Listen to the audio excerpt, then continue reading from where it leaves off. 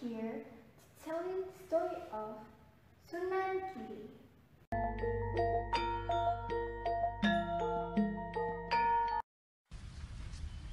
One day, the kingdom of Blambangan suffered from the epidemic disease. A lot of people died of it. King Manaksumuyu ordered his men to see a hermit in Giri Hill named Sheikh Isha. Excuse me, Kanjik Sheikh Isha. My king begged you to come and help prevent the epidemic disease in my kingdom. If you could cure King Manaksumuyu's daughter, Dewi Sukadadu, he would marry her to you. Alright, I'll be there. You will return to your king, said Sheikh Isha. Sheikh Isha was in the kingdom of Blambangan, and he successfully cured the king's daughter. He then married to her, and not long after that, he had a child named Raden Paku. Sadly, he had to send his child, Raden Paku, to Mecca for further studies. Time went by. Raden Paku had returned to Java. Then, he built his Islamic boarding school on a mountain called Giri in Japanese.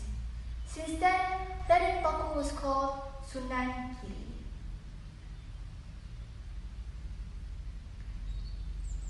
The fame of Sunan Giri went swiftly. The news about his fame came to Begawan, a religious man from Mount Lawu. His name was Mintos Meru. That Begawan had supernatural powers. That Begawan was very curious to challenge Sunan Giri.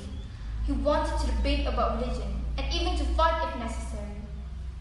Feeling curious, Begawan came to Sunan Giri's Islamic boarding school. With his power, in some blink of an eye, he had arrived at the school gate. Two gate porters were surprised when the little Begawan which suddenly appeared before them like a ghost. "Babraka, where is Sunan Giri?" said the Begawan. "Excuse me, sir, Sunan Giri is praying," said the guard.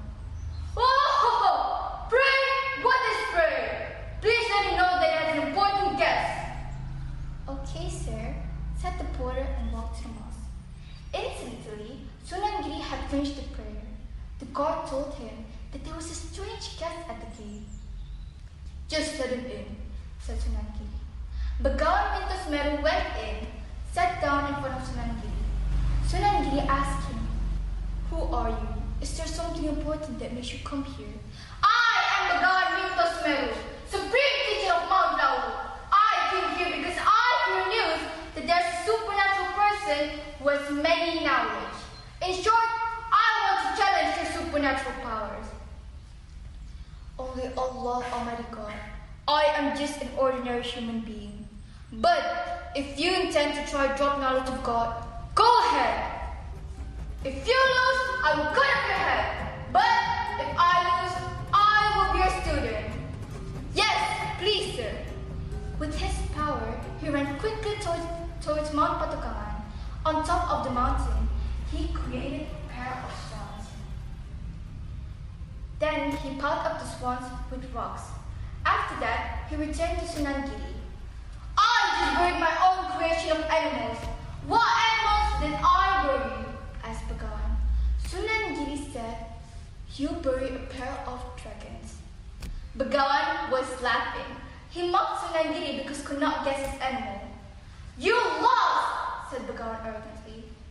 "The animal that I had buried is a pair of swans, not a pair of dragons.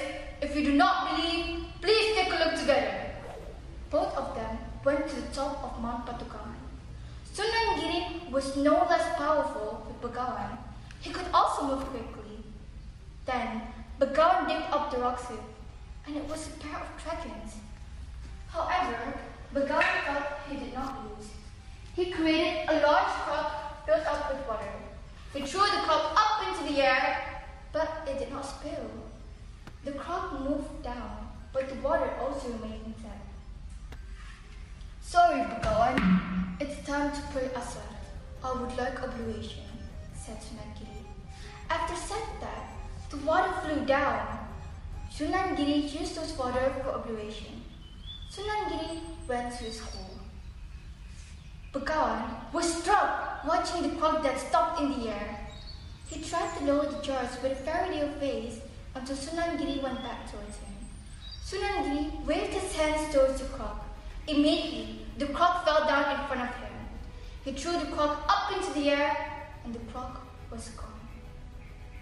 Soon, both Sunandiri and Begawan were involved in fierce fighting. But Begawan lost. He immediately knelt in front of Sunandiri. I lost. I will be your student. Do you still want to study Islam? Asked Sunandiri. I will not break my promise, answered Begawan.